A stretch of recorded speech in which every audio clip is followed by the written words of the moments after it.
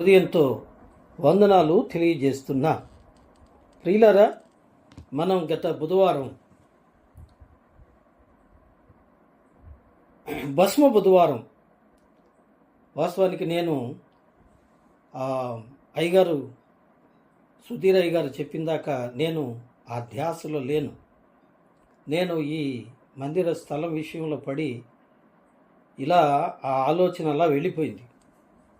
అందువలన నేను ఆశ్రయపురాలు అనే వర్తమానాన్ని సిద్ధపడి కూర్చున్నాను. అయితే భస్మ బుధవారం సంగతి అయ్యగారు చెప్పినప్పుడు నేను చాలా సంతోషించాను. గత సంవత్సరం భస్మ బుధవారాన్ని గురించి మనం కొన్ని సత్యాలు చెప్పుకున్నాం. మీకు జ్ఞాపకం ఉందనుకుంటాను. భస్మ బుధవారము, భస్మము అంటే బూడిద, ధూళి, ఏమండి, అంతేకాదు మరి చాలా నలుగొట్టబడింది అని అర్థం కూడా వస్తుంది. కాబట్టి ప్రియులారా, దేవుని వాక్య ప్రకారం ప్రియులారా, బూడిద, ధూళి దేనికి సూచన అంటే నలగొట్టబడే జీవితానికి, కాల్చబడే జీవితానికి, అస్థిరమైన జీవితానికి, అంతేకాదు నిర్జీవమైన జీవితానికి, అంతేకాదు గాలికి ఎగిరిపోయే స్థితికి, ఇంకా చాలా విషయాలు మనం గత సంవత్సరం చెప్పుకున్నాం. బూడిదని గురించి. బూడిద చాలా విలువలేనిది, కాల్చబడింది, జీవం లేనిది, గాలికి ఎగిరిపోయేది, అస్థిరమైనది, విలువలేనిది. ఏమండి, అది దేనికి పనికిరాంది. బూడిద ఎందుకు పనికిరాదు కదండి. అటువంటి స్థితి ఈ యొక్క బూడిద లేదా భస్మము. భస్మము అంటే ఒక ప్రియులర వ్యక్తిని కానీ ఒక జంతువుని కానీ అగ్నిలో కాల్చినప్పుడు ఆ మొత్తం శరీరం అంతా కాలిపోయిన తర్వాత వచ్చేదాన్ని బూడిద అంటారు కదండి. దాన్ని భస్మము అంటారు. భస్మము అంటే కాలిపోగా మిగిలింది అని. కాలిపోగా మిగిలింది. ఏం మిగిలింది అంటే బూడిద మిగిలింది, ఏమీ లేదు. కాబట్టి ఈ భస్మ బుధవారంలో ఉన్న లేదా ఈ యొక్క శ్రమల దినాల్లో ఉన్న ఈ లెంట్ డేస్లో ఉన్న ప్రత్యేకతలు 1, 2, 3గా క్లుప్తంగా నేను మీ ముందుకు తీసుకొస్తాను. ప్రియులరా, ఈ భస్మ బుధవారాన్ని ప్రారంభమయ్యేది లెంట్ డేస్ అంటారు. లెంట్ డేస్ అంటే ఉపవాస దినాలు. ఉపవాస దినాలు. ఈ లెంట్ డేస్ ఎప్పుడు వస్తాయంటే ఏమండి, మరి వసంతకాలంలో వస్తాయి. వసంతకాలం, చలికాలం వెళ్ళిపోయి వసంతకాలం వచ్చినప్పుడు వస్తాయి. ఆ వసంతకాలం వచ్చినప్పుడు నేల పగుళ్ళలో నుంచి విత్తనాలు మొలకెత్తే. అందుకే ఒక మాట పరిశుద్ధ గ్రంథంలో నుంచి చదవండి. పరిశుద్ధ గ్రంథం యెషయా పుస్తకం పెద్ద ప్రవక్తల గ్రంథాల్లో మొదటి ప్రవక్త యెషయా ప్రవక్త రాసిన యెషయా గ్రంథం 11వ అధ్యాయము మొదటి వచనం. 11వ అధ్యాయము. యెషయి మొద్దు నుండి చిగురు పుట్టును. చాలు. ఏం పుట్టిందట? మొద్దు అంటే కొట్టివేయబడింది, విరగొట్టబడింది, ఇక నిరుపయోగంగా చేయబడింది. దాంట్లో నుంచి ఏమొస్తుందంట? చిగురు వస్తుంది కదండి. చిగురు వస్తుంది. దీన్నే పరమగీతంలో 2వ అధ్యాయం 12వ వచనంలో ఇలా అన్నారు: దేశములో పువ్వులు పూయిచున్నవి, పిట్టలు కోలాహలము చేయి కాలము వచ్చెను. కాబట్టి ఇది ప్రభువు కొరకు సంఘము సిద్ధపడు కాలము అంటారు పరమగీతంలో 2వ అధ్యాయం 12వ వచనంలో. దేశమంతా పూలు పూస్తున్నాయి, పిట్టలు కోలాహలం చేసే కాలము వచ్చేసింది. ఆ పిట్టలు కోలాహలం చేస్తూ ఏమండి ఉదయిస్తున్న సూర్యుని ఆ వెలుగును చూచి సంతోషంతో ఉదయాన్ని చూస్తూ ఆ పిట్టలు కోలాహలం చేసే కాలాన్ని పిట్టలు కోలాహలము చేయు కాలము అంటారు. ఏమండి కాబట్టి ప్రభువు కొరకు సిద్ధపడే కాలాన్ని ఏమంటారండి? వసంతకాలము అంటారు. అదే ఎండిపోయిన జీవితం. ఈ ఎండిపోయిన జీవితంలో నుంచి ఏమండి చిగురు రావటం. చిగురు అంటే విత్తనం భూమిలో వేసినప్పుడు విత్తనం చనిపోతుంది. చనిపోయిన తర్వాత భూమి చీల్చుకుంటూ ఏమొస్తుందండి? మొక్క సన్నటి చిగురు వస్తుంది. ఆ చిగురు ఎదిగి వృక్షం అవుతుంది కదండి. కాబట్టి ఆ ప్రారంభ స్థితిని తెలియచేసేదే వసంత కాలం. ఈ వసంత కాలానికి లెంట్కి ఉన్న సంబంధం ఏంటంటే, లెంట్ అనేది ఏమండి పాత ఇంగ్లీష్ పదం లెంగ్టన్. ఏమండి ఎల్ఈఎన్టీ లెంట్ కాదు. ఏమండి లెంగ్టన్ LENE కాబట్టి TEN కాదు, TEN లెంగ్టన్. ఏమండి పాత ఇంగ్లీష్ పదం. దీనికి అర్థం ఏంటంటే ప్రియులరా, ఈ లెంగ్టన్ అనేది వసంతకాలము అంటారు. లెంగ్టన్ అనగా పాత ఇంగ్లీష్ పదానికి తెలుగు అర్థం వసంత కాలం. అంటే దీని అర్థం ఏంటంటే దుఃఖంతో, నిరాశతో, వేదనతో నిండి ఉన్నటువంటి హృదయంలో నుంచి సంతోషం అనే మొలక రావటం. అర్థమైందండి? దుఃఖంతో, వేదనతో, నిరాశతో మోడుబారిపోయిన హృదయంలో నుంచి ఏమండి ఆశాజనకమైన సంతోషం అనే మొలక రావటం.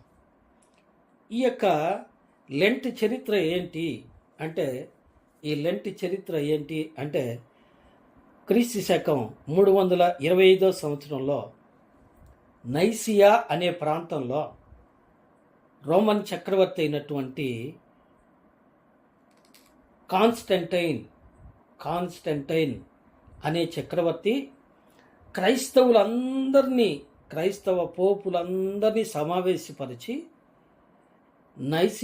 నైసియా కాన్ఫరెన్స్ అని ఒక పెద్ద సమావేశం ఏర్పాటు చేశారు. ఆ సమావేశంలో ఆయన నిర్ణయించింది ఏంటంటే, ఆనాడు క్రైస్తవులు కానీ, ఆనాడు దేశంలో ఉన్న ప్రజలు కానీ దేవుణ్ణి మరచి తమ దైనందిన జీవితంలో యాంత్రికంగా సంపాదించుకోవటం, తినటం, తాగటం, ఇదే బ్రతుకుతున్నారు. కాబట్టి వాళ్ళని దేవుని వైపు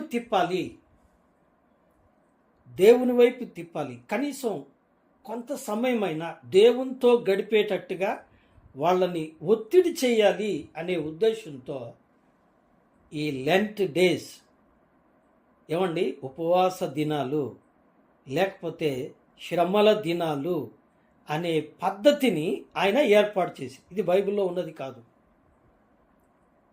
ఇది రోమన్ కేథలిక్ వాళ్ళు వారి సమావేశంలో ఏర్పాటు చేసుకున్న ఒక ఆచారం, ఒక పద్ధతి.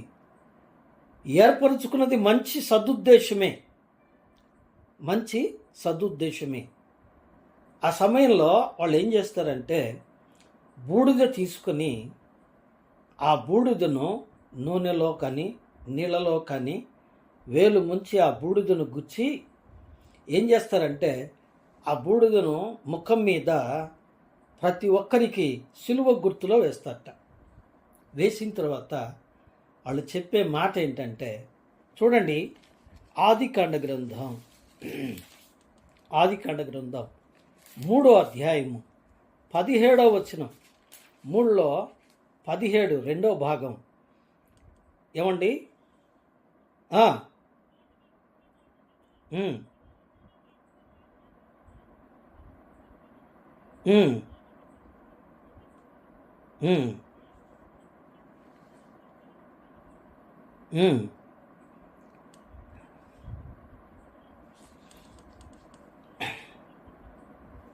ఉమ్, ఇదమ్మా 19 వచ్చినాం. ఏలయనగా రెండో భాగం, నేల నుండి నీవు తీయబడితివి, నీవు మన్నే గనక తిరిగి మన్నయిపోదువు. పోపులు సంఘ సభ్యులందరికీ కూడా ఆ బూడిదతో ముఖాన సిలువ వేసి ఈ మాట వారికి చెప్తారట. ఏమని చెప్తారు? నీవు మన్నే గనక తిరిగి ఏమైపోతావు? మన్నైపోతావు. మన్ను అనే మాట ఇంగ్లీష్ ఎలా ఉంది?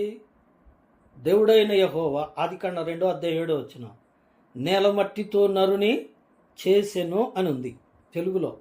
కానీ ఇంగ్లీష్లో God creates a man with the dust of ground, భూమి మీదున్న ధూళితో చేశాడు అని. కాబట్టి మనిషి ఏమై ఉన్నాడు? ధూళి. అర్థమైందండి?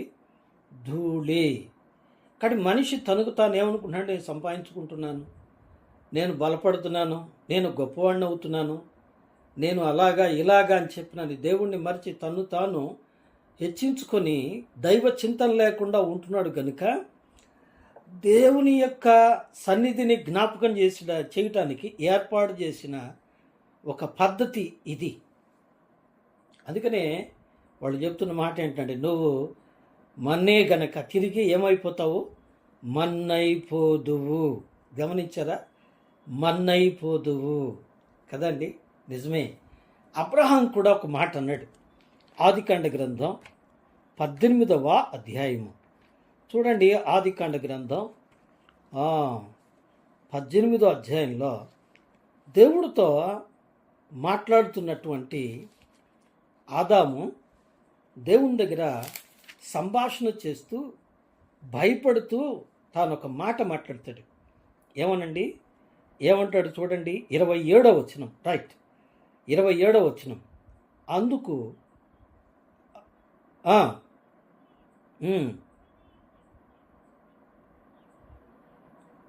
వినరా? ఇదిగో ధూళియు బూడిదయునైనా నేను. ఎవరిక్కడ ధూళి? అబ్రహాము తను ఏమని చెప్పుకుంటున్నాడు? నేను ధూళినయ్యా. ఏమండి? I'm dust. నేను బూడిదనయ్యా. I'm ash. నేను కాలిపోయిన వాడిని. నిజమే ప్రియులారా. ప్రతి మనిషి ఏమై ఉన్నాడు చెప్పండి? మన్నై ఉన్నాడు. మన్ను అనే మాట ఏమండి? యాష్ అని జ్ఞాపకం చేసుకోండి. ఎందుకంటే బూడిదై ఉన్నాడు. దేవుని యొక్క సృష్టిలో ఔన్నత్యం, గొప్ప స్థితి ఏంటంటే నిరుపయోగమైన బూడిదను అందమైన సౌందర్యవంతమైన మనిషిగా చేశాడు. గమనించండి. ఎర్రని బొగ్గలు, నిగనిగలాడే వెంట్రుకలు, అందమైన ముఖం, తలతలలాడే కళ్ళు, ఏమండి చూడముచ్చటైన శరీరం, ఇతరులను చూడగానే ఆకర్షించే ఆకారం. దీని వెనుక ఉన్నటువంటి అర్థం ఏంటి చెప్పండి? ఎంత అందమైన ఆకారం దేంతో చేయబడిందండి? విత్ యాష్, బూడిదతో చేయబడింది. ఏమండి? ధూళితో చేయబడింది. కాబట్టి ఈ అందమంతయు ప్రసంగి అంటాడు, అందం మోసకరమో సౌందర్యమో వ్యర్థం కదండి. అందుకని మానవుడు తన స్థితిని మరచి తాను హెచ్చించుకోవటం గొప్ప. ఇక తన స్థితి దేవుణ్ణి వదిలిపెట్టి రకరకాలుగా వెళ్ళిపోతుంది. అందుకని చెప్పనని మరొక ఆలోచన చేశారు. ఆలోచన చేసి ఈ యొక్క దేవుని సన్నిధిలో గడపడానికి నిర్బంధంగా ఒక 40 దినాలు ఉపవాస దినాలుగా వాళ్ళు ఏర్పాటు చేశారు. ఆ దినాల్లో తరువాత 4వదిగా ఈ భస్మ బుధవారాన్ని ఎలా నిర్ణయిస్తారు?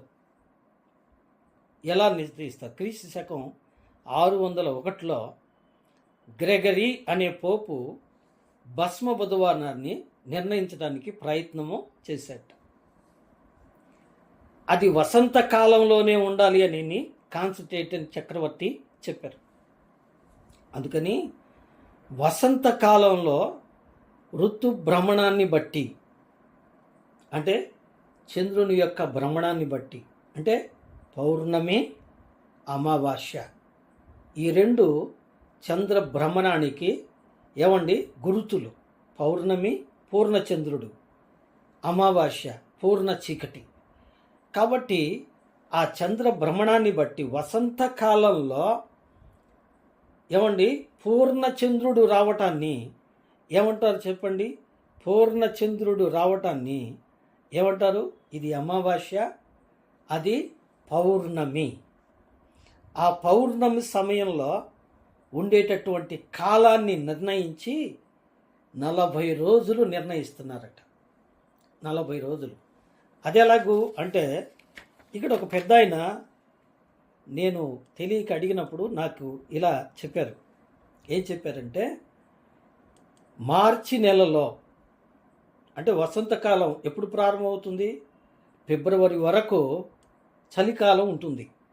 ఫిబ్రవరి తరువాత మార్చి నెలలో ఏమండి చలి తీరిపోయి వసంతకాలం ప్రారంభమవుతుంది. మార్చి నెల తరువాత ఏప్రిల్కి వచ్చినప్పటికి వసంతకాలం పూర్తవుతుంది, ఎండాకాలం ప్రారంభమవుతుంది. అందుకని ఈ మార్చి ముగిసేలోపు మార్చి నెలలో ఏమండి వసంతకాలంలో ఏం చేస్తారు అంటే ఆ యొక్క చంద్ర భ్రమణాన్ని బట్టి ఒక పౌర్ణమి రోజును ఆదివారంగా నిర్ణయించి, ఆదివారం పౌర్ణమి రోజు నిర్ణయించి దాన్ని ఈస్టర్గా నిర్ణయిస్తారట. ఈస్టర్గా నిర్ణయిస్తారట. ఈస్టర్ నుంచి వెనక్కి 46 రోజులు లెక్కించి 46 డేస్. ఎందుకంటే 40 + 6 డేస్ అంటే మధ్యలో ఆదివారాలు వస్తాయి. ఈ 40 రోజుల మధ్యలో ఏమొస్తాయండి? ఆదివారాలు వస్తాయి.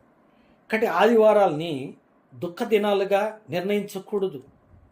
అందుకని ఏం చేస్తారంటే 46 రోజులు నిర్ణయించి భస్మ బుధవారాన్ని నిర్ణయిస్తారు. ఆ వెనక్కి 46వ రోజు బుధవారంగా ఉండేటట్టుగా నిర్ణయిస్తారు.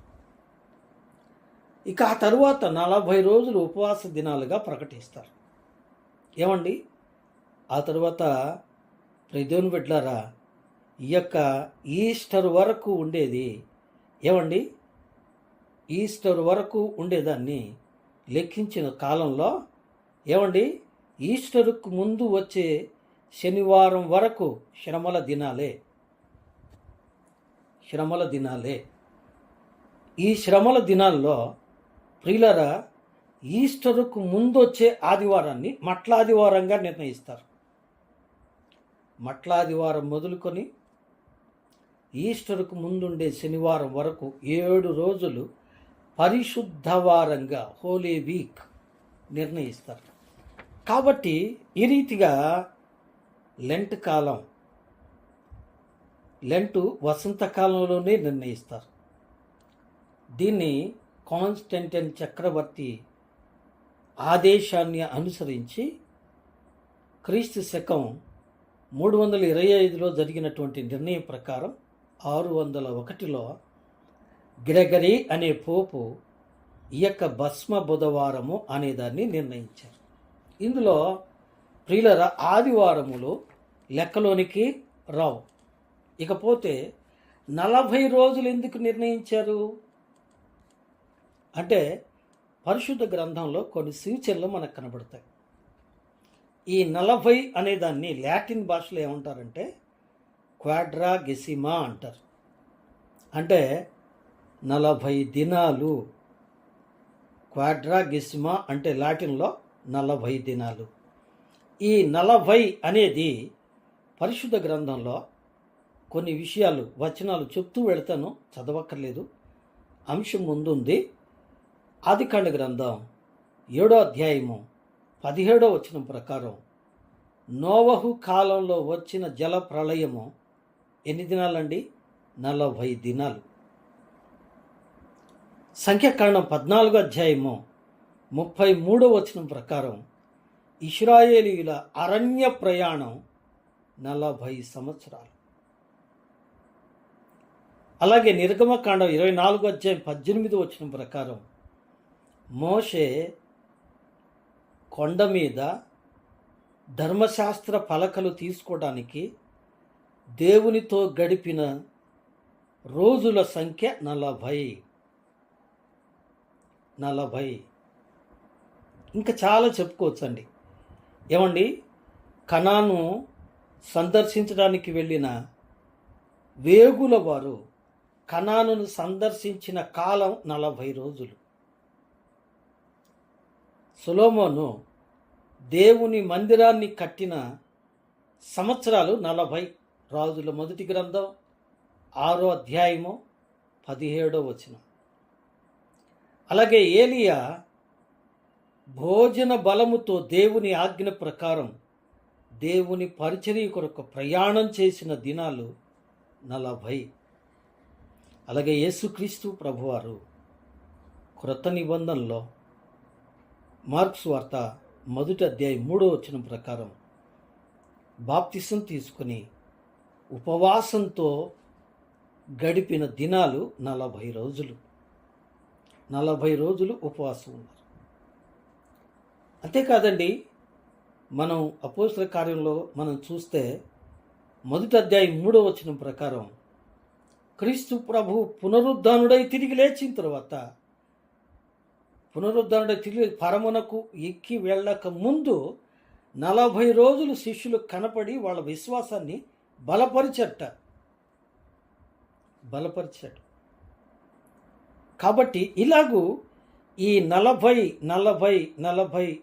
అనేది బైబిల్లో కనిపిస్తుంది గనుక ఒకవేళ 40 అని వారు నిర్ణయించి ఉండవచ్చు అని పెద్దలు చెప్తారు. ఒకవేళ RCM యొక్క వివరాల్లో 40 అనే దానికి ఇదే రెఫరెన్స్లు మనకు కనిపిస్తాయి. ఇప్పుడు మనం వాక్య పరిచర్య ముందుకు కొనసాగించుకుందాం. అలాగైతే ఈ 40ని గురించి మనం తెలుసుకున్నప్పుడు ఈ 40 అనేది ప్రాముఖ్యంగా ఉపవాసములో ఈ 40 దినాలు ఉపవాసం ఉన్న తర్వాత కలిగే ఫలితానికి మనం ఏమి ఆధారం చేసుకుందాం? ఏమండి, 40 రోజులు ఉపవాసం, 40 రోజులు ఉపవాసం తర్వాత మనం పొందుకోవలసిన ఫలితాలు. అలాగైతే ఈ ఉపవాస దినాలు 40 రోజులు ఉంటూ మనం ఈ ఫలితాలని పొందుకున్నామా? పరిశీలన చేద్దాం. అందులో మొదటిది మనం ఇందాక చెప్పుకున్నాం కదండి. రండి, అందులో మొదటిది ఆదికాండ గ్రంథం 7వ అధ్యాయము. ఆదికాండ గ్రంథం 7వ అధ్యాయము 12వ వచనాన్ని చదువుదామా? 7:12 నలువది చాలు. జలప్రళయంలో దేవుడు 40 పగళ్ళు 40 రాత్రులు ధారలుగా వర్షం కురిపించినప్పుడు విన్నారా? ఈ ఉపవాస దినాలు 40 రోజులు ఏం చేస్తారు చెప్పండి? వాక్యము. నెంబర్ 2 ప్రార్థన. నీరు వాక్యానికి సాదృశ్యం.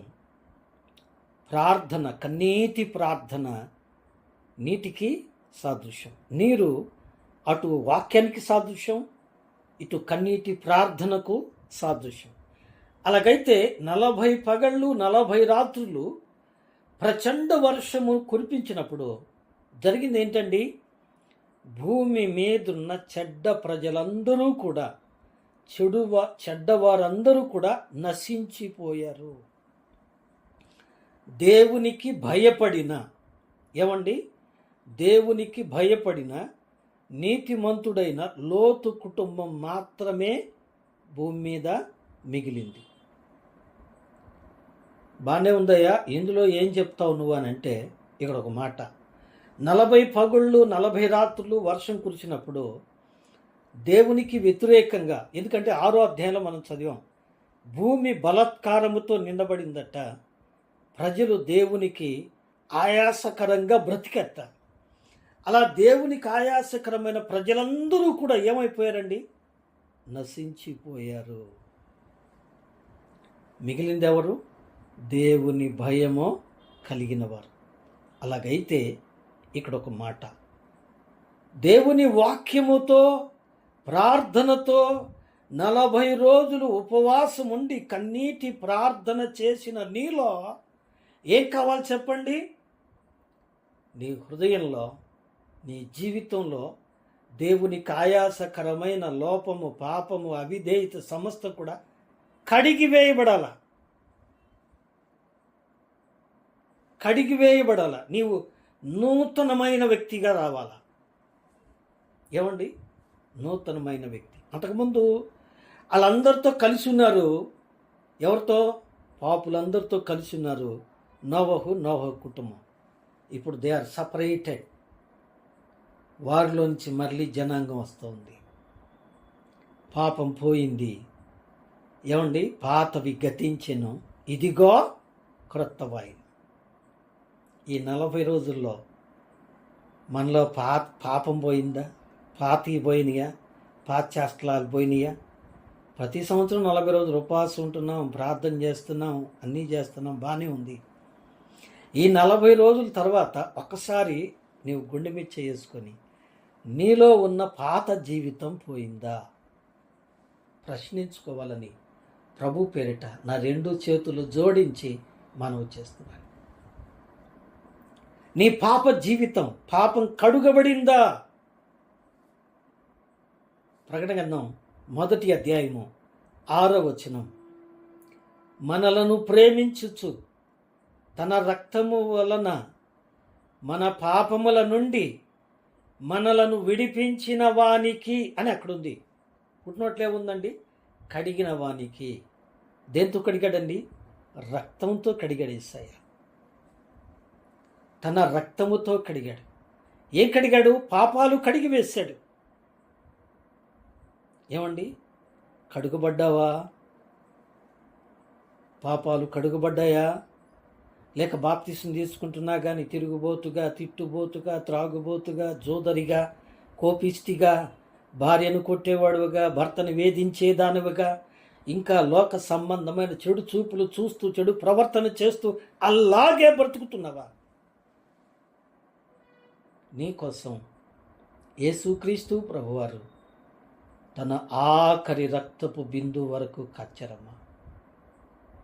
ఆ రాణువాడు ఆయన ప్రక్కలో ఈటితో పొడిచినప్పుడు ఏం జరిగిందండి? రక్తమునో నీరునో కారేను. దట్ మీన్స్ ఇంకా ఆయన దేహంలో ఏం లేదండి, రక్తం లేనే. అంటే చివరి రక్త బిందు వరకు మన కోసం ఖర్చాడు. కానీ మనం ఏం చేస్తున్నామో చెప్పండి? సౌల్లాగా బలిసినవి, కొవ్వినవి ఏం చేస్తున్నామో చెప్పండి? దాచుకుంటున్నాం. ఎవరితో అనబాక, మా పాస్టర్తో అసలు అనబాక, మా బెదర్తో అసలు అనబాక. మా ఆవిడికి చెప్పేవారు, ఓయ్ ఎవరు చుట్టలా, నీ భార్య చుట్టలేదు, నీ పాస్టర్ గారు చుట్టలేదు, నీ బెదర్ చుట్టలేదు. కానీ చూస్తున్న ఆయన మాత్రం చూస్తున్నాడు. జాగ్రత్త. 40 రోజులు వాక్యములో, ప్రార్థనలో గడుపుతున్న నీవు, నీ హృదయం మారిందా? నీలో ఉన్న పాపం పోయిందా? మారు మనసు పొందావా? నీవు పాపము నుండి విడిపించబడి, నీ పాపము నుండి కడుగబడి, నీవు మారు మనసు పొందడానికి ఈ 40 దినాలు ఉపయోగపడాలి. అలాగైతే అట్టి మార్పు నీలో కలిగిందా? సోదరుడా, సోదరి, ప్రయత్నించు. ఈ శ్రమల దినాల్లోనైనా నంబర్ 1 పూర్తయిందా? 2వది నిర్గమకాండం 34వ అధ్యాయము. నిర్గమకాండం 34వ అధ్యాయము. 34వ అధ్యాయము 34లో 28 చదవండి.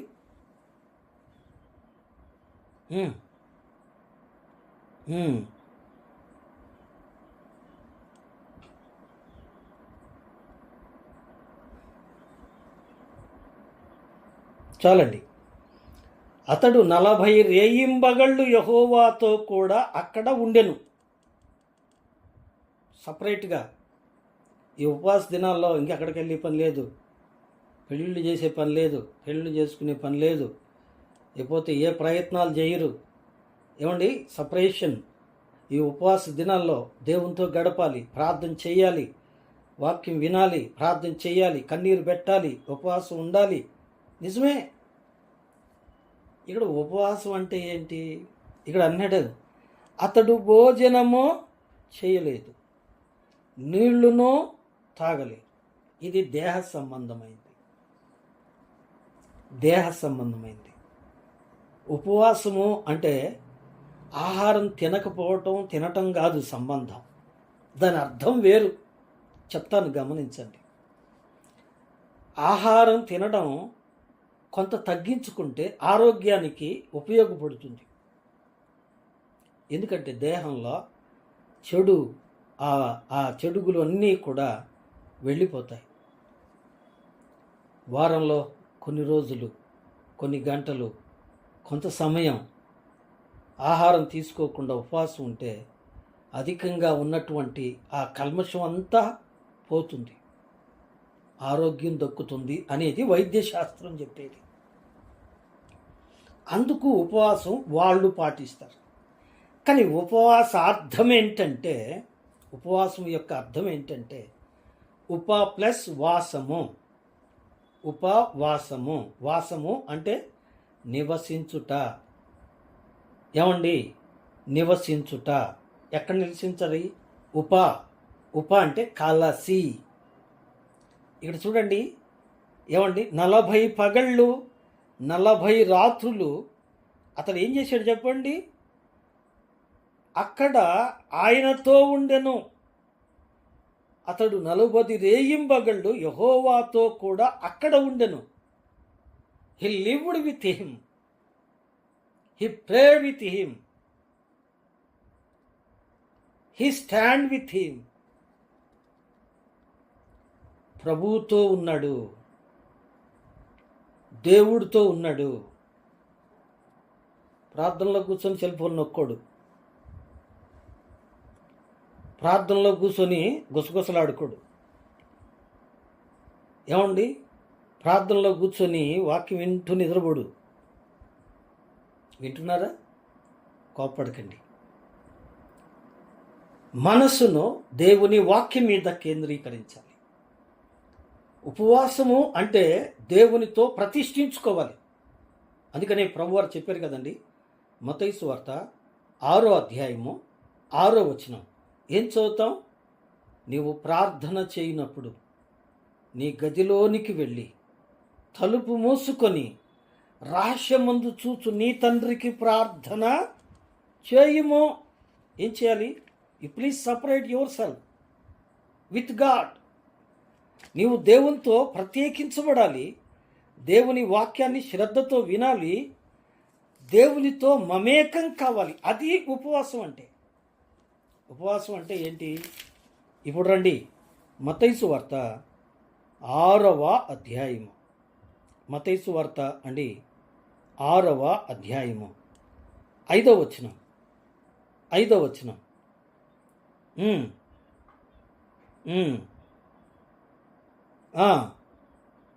కనబడవలనని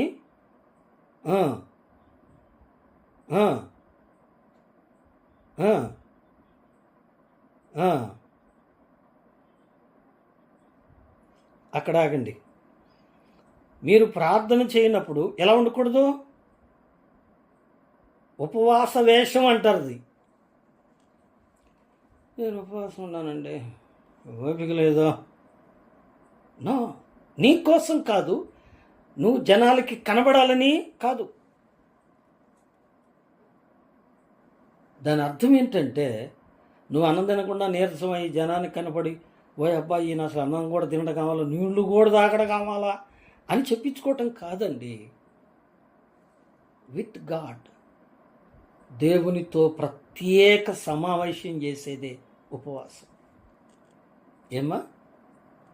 దేవునితో గడపాలి. ఇప్పుడు రండి 7వ వచనం. మరియు మీరు ప్రార్థన చేయనప్పుడు అన్యజనుల వలె వ్యర్థమైన మాటలు వచించవద్దు. విస్తరించి మాటలాడుట వలన తన మనవి వినబడునని వారు తలంచుచున్నారు. మీరు వారి వలె ఉండకుడి, మీరు మీ తండ్రిని అడగక మునిపే మీకు అక్కరగా ఉన్నవేవో ఆయనకు తెలియను. ఎలా ఉండకూడదు? వేషధారుల్లాగా ఉండకూడదు. వేషధారులు ఏం చేస్తారు? మనుషులకు కనబడవలనని.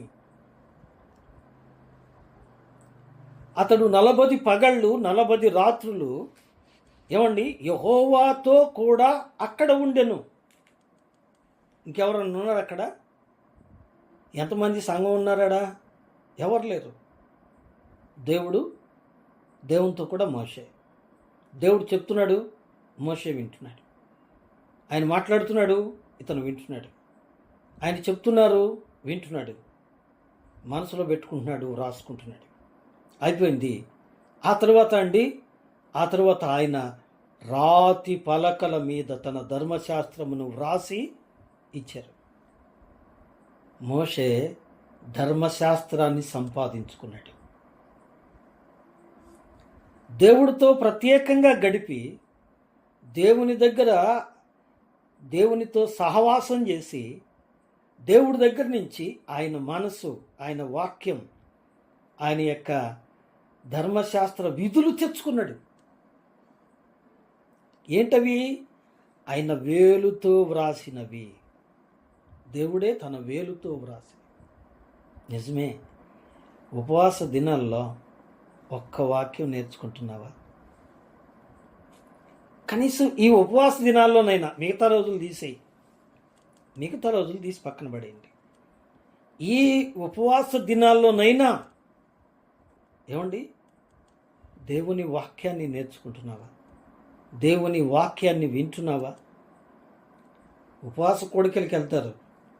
ఉపవాస కోడికలకి వెళ్ళి విచిత్రమైన పనులు చేస్తారు. వాక్యం ఉండదు అక్కడ. అది చాలా దుఃఖకరమైన సంగతి.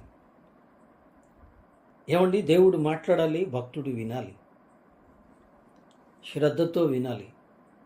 ఎప్పుడైతే ఆయన మాటలు వింటామో ఆయన మనసు ఏంటో మనకు అర్థమవుతుంది.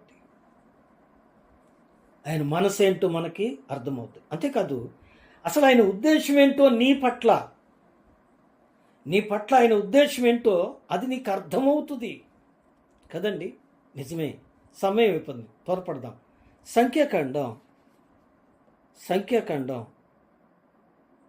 13వ అధ్యాయము 25 చదువమ్మా. సంఖ్యాకాండం 13వ అధ్యాయము. వారు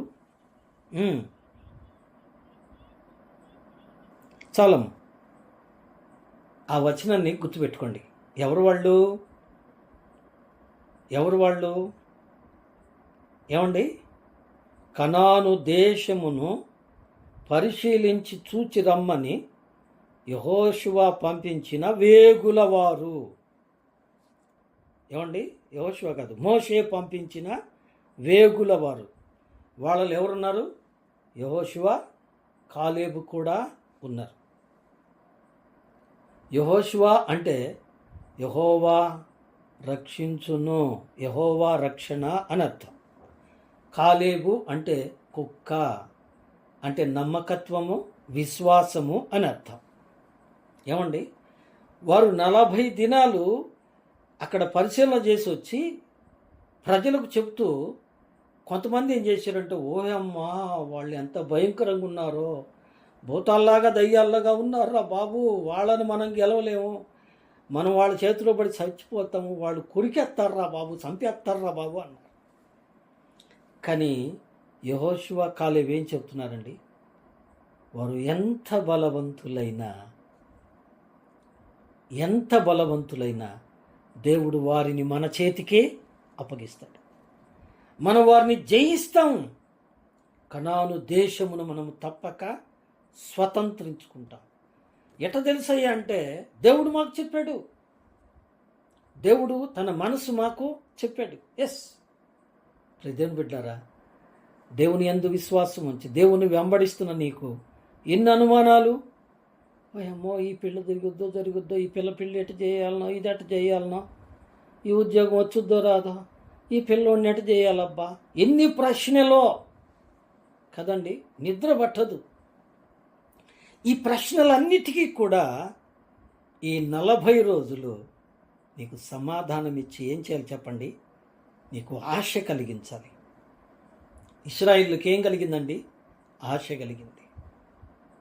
వారు ఆశ కలిగించారు. ఏం కలిగించారు? వాళ్ళు ఎంత బలవంతులైనా వాళ్ళకంటే మన దేవుడు ఎటువంటి వాడు? శక్తిమంతుడు. ఎల్ షదాయ్. ఆయన శక్తిమంతుడైన దేవుడు.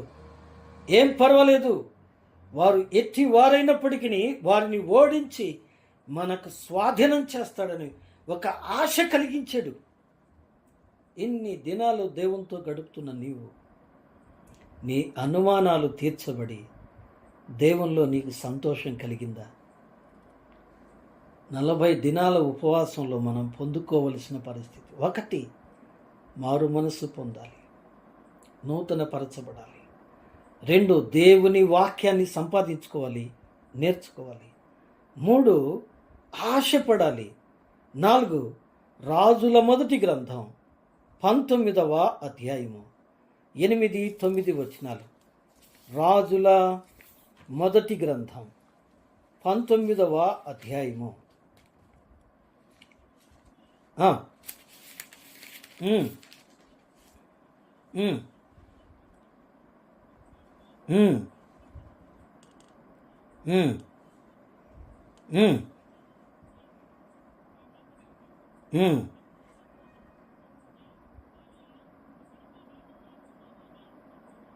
చాలమ్మా. ఇక్కడ 9వ వచనంలో, రైట్, ఇక్కడ 9వ వచనంలో, అతట ఉన్న ఒక గుహలోనికి చేరి బస చేశాను. యెహోవా వాక్కు అతనికి ప్రత్యక్షమై, ఏలియా, ఇచ్చట నీవు ఏమి చేయుచున్నావని అతనిని అడుగగా, he got the presence of God. 40 రోజుల ఉపవాస ప్రార్థనలో ఆయన ప్రత్యక్షత సంపాదించుకోవాలి. మనం ఏం సంపాదించుకోవాలండి? ఆయన ప్రత్యక్షత. పెద్దోళ్ళు అంటారు, ఏమండి 6 నెలలు కలిసి నడిస్తే వాళ్ళు వీళ్ళు అయిపోతారంటే వీళ్ళు వాళ్ళు అయిపోతారంట. అంతేనండి? నిజమే. 40 రోజులు దేవునితో గడిపే నీవు ఏమండి దేవుని ప్రసన్నతను, ప్రత్యక్షతను సంపాదించుకోవాలి. దేవుని మనసు తెలుసుకోవాలి, దేవుణ్ణి ప్రత్యక్షం చేసుకోవాలి. ఏమండి? దేవుని ప్రత్యక్షం చేసుకోవాలి. దేవుడు నీతో మాట్లాడా? అదేంటండి దేవుడు ఎట్ట మాట్లాడతాడండి? బైబిల్లో మాట్లాడినట్టుగా ఉంది. ఆయన మాట్లాడే దేవుడు. ఎలా మాట్లాడతాడు? హెబ్రీ పత్రిక 1వ అధ్యాయం, పూర్వ దినములలో నానా సమయములందు నానా విధములుగా తన ప్రజలతో మాట్లాడిన దేవుడు ఈ యుగాంతమందు తన కుమారుని ద్వారా. కుమారుడెవరో? అది యందు వాక్యం ఉండెను, వాక్యము దేవుని యొద్ద ఉండెను, వాక్యము దేవుడై ఉండెను, ఆ వాక్యము శరీరధారి అయి కృపా సత్య సంపూర్ణుడిగా మన మధ్య నివసించి. ఆయన ప్రత్యక్షత సంపాదించుకోవాలి. ఆయన స్వరాన్ని వినాలి. నీ ప్రశ్నలన్నిటికీ జవాబు సంపాదించుకోవాలి. నువ్వు ప్రార్థించే కొంది నీకున్న సమస్యలన్నీ తీరుస్తాడు దేవుడు. ఏమండి? పొందుకుంటున్నారా? పొందుకోవడానికి ఈసారైనా ప్రయత్నం చేయి. పోయినసారి నువ్వు పొందుకోలేకపోయావేమో. ఇప్పుడు లూకా సువార్త 4వ అధ్యాయము 1, 2 వచనాలు. లూకా రాసిన సువార్త అండి, చదవమ్మా.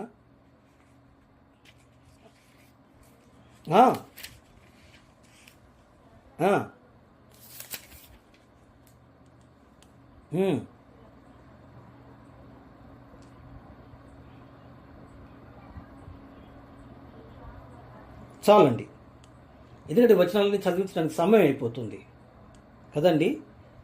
యేసు బాప్తిసం పొందిన తర్వాత పరిశుద్ధాత్మ చేత అరణ్యంలోనికి నడిపించబడి ఆయన 40 దినములు ఉపవాసం ఉన్నారు.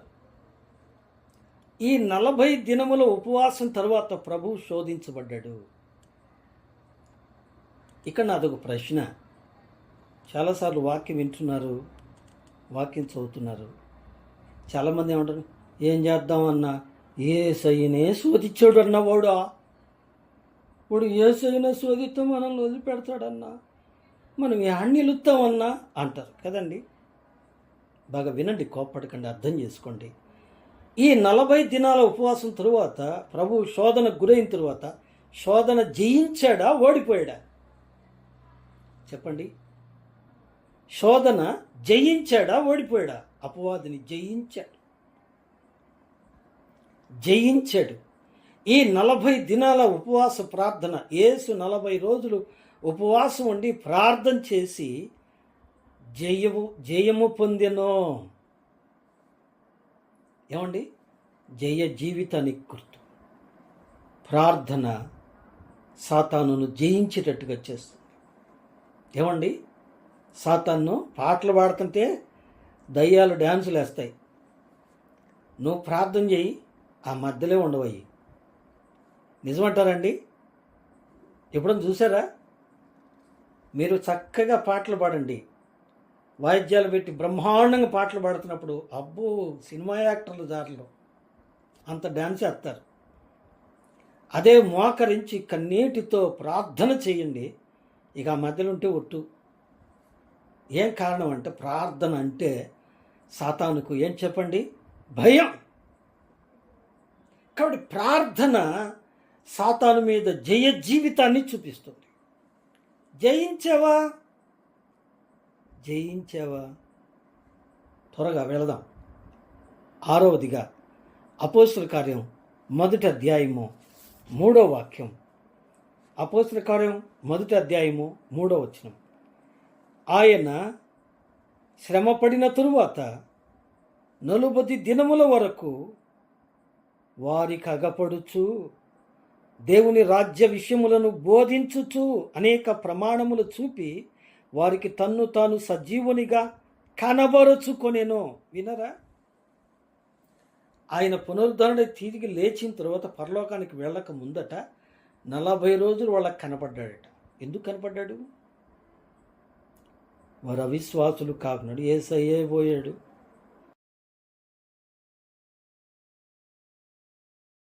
ఏం చేస్తున్నారు చెప్పండి? పేతురు గారు ఏం చేస్తున్నాడండి? ప్రభువారు చనిపోయిన తర్వాత ఆయన పునరుద్ధరణ తిరిగి లేచాడని తెలిసినప్పటికీ ఏం చేస్తున్నాడండి ఆయన? దేవుని బిడ్డలారా, ఆయన మరి చేపలు పట్టడానికి సముద్రం మీదకి వెళ్ళాడు. ఇంకా నాకు సేవ వద్దేమొద్దు కానీ నేను వెళ్ళి చేపలు పట్టుకుంటాను. ఏమండి, పెద్దవాడివైనా నీవే వెళ్తే గడ్డపార్ల గాలికి కొట్టుకొని పోతుంటే ఒకళ్ళు మేమెందుకు లేని వీళ్ళు కూడా వెనకాలే వెళ్ళారు. కానీ ప్రభు ఏమండి వారికి కనబడిన తర్వాత పేతురు ఏం చేశాడండి? సిగ్గుపడ్డాడు. నిజమే ప్రియులారా, వారి విశ్వాసమును బలపరచడేసయ్యా. బలమైన విశ్వాసం. ప్రార్థనలో గడిపే కొంది దేవునితో నడిచే కొంది నీకేం రావాలి? ప్రభు మీద విశ్వాసం కలగాలి. నా దేవుడు నన్ను బలపరుస్తాడు, నా కుటుంబాన్ని బలపరుస్తాడు, నా సేవను బలపరుస్తాడు, దేవుడు నన్ను ఇంకా ముందుకు నడిపిస్తాడని ఒక విశ్వాసం.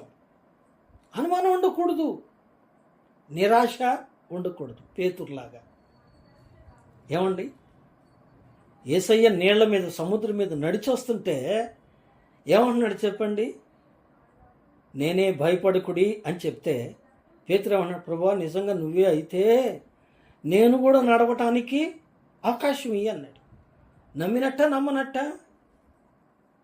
నువ్వు నమ్మిన ఎడల ఏం చేస్తావు? దేవుని మహిమను చూస్తావు. విశ్వాసం ఒకటి మనకు 40 దినాల ఉపవాస ప్రార్థనలో ఏమండి? నూతన హృదయం, పరిశుద్ధ హృదయం, మారు మనసు కలగాలి. దేవుని వాక్యము సమృద్ధిగా మనం సంపాదించుకోవాలి. మన యొక్క నిరాశలో నుంచి ఆశ పుట్టేటట్టుగా ప్రభువుతో గడపాలి. దేవుని ప్రత్యక్షతను మనం సంపాదించుకోవాలి. శ్రమలన్నిటి మీద విజయాన్ని సంపాదించుకోవాలి. దేవుని ఎదుట మన విశ్వాసం బలపరుచుకోవాలి. ఈ 40 దినాల ఉపవాసం నిన్ను ఆశీర్వాదకరంగా చేయాలి. 7వదిగా అలాగైతే చివరగా ఒక్క మాట చెప్పి నేను ముగిస్తా. రండి, లూకాసు వార్త 18వ అధ్యాయము. ఈ మాట చెప్పి నేను ముగిచ్చేస్తానండి. సమయం అయిపోయింది, దయతో క్షమించండి. లూకాసు వార్త అండి 18వ అధ్యాయం కదా, మొదటి నుంచి.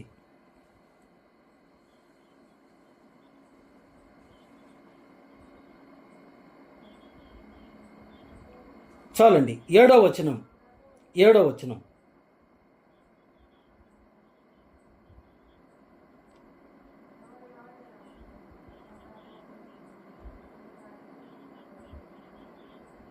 చాలండి, ఇక్కడ చదివిన 2 మాటలు మీరు జ్ఞాపకం చేసుకోండి.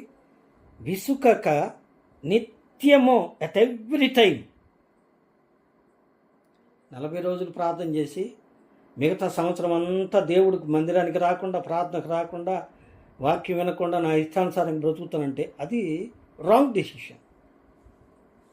40 రోజులు ఎందుకు వస్తున్నావు అంటే ఆచారంగా వస్తున్నావా? అలా చేయకూడదు. అది దేవుని ఉద్దేశమో కాదు. కానీ దేవుని ఉద్దేశం ఏంటండి? విసుగక నిత్యము ప్రార్థన చేయాలి. ఇంకా తాను ఏర్పరచుకొనిన వారు దివారాత్రులు మొరపెట్టాలి. ఎప్పుడు మొరపెట్టాలి? దివారాత్రులు.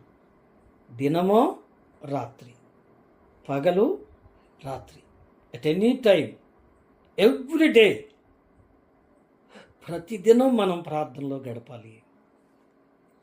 పనికి పోకుండా ఎట్టయ్యా? పని మానుకోనా? ఆ 40 రోజులైతే పని మానుకుంటున్నాం, సెలవు పెట్టుకున్నాం. నువ్వు సెలవు పెట్టుకోవాల్సిన పని లేదు. నీ పని ముగిసిన తర్వాత నీవు తప్పక ప్రార్థనలో గడపాలి. అనుదిన ప్రార్థన నిన్నెంతో ఆత్మీయంగా బలపరుస్తుంది. అనుదిన ప్రార్థన నీకెన్నో విజయాలు తెస్తుంది. అనుదిన ప్రార్థన నిన్ను దేవుని రాకడ కొరకు సిద్ధపరుస్తుంది. 40 రోజులు ఉపవాసం ఉన్నావు, ప్రార్థన చేసావు, అయిపోయింది. 40 రోజుల తరువాత మళ్ళా మామూలుగా యథాస్థితి అయితే ఆ సమయంలో ప్రభు వస్తే ఏమవుతావు కదండి. కాబట్టి ఎల్లప్పుడూ ఎట్ ఎనీ టైం నువ్వు దేవునిలో ఉంటే, దేవునితో గడిపితే నీవు దీవించబడతావు. అటి కృప ప్రభు మనకు దయచేయునుగాక. ఈ 40 రోజుల ఉపవాసం మనకు అట్టి ఆశీర్వాదం, దీవెన అనుగ్రహించునుగాక. దేవుడు తన మాటలను ఆశీర్వదించునుగాక. ఆమేన్.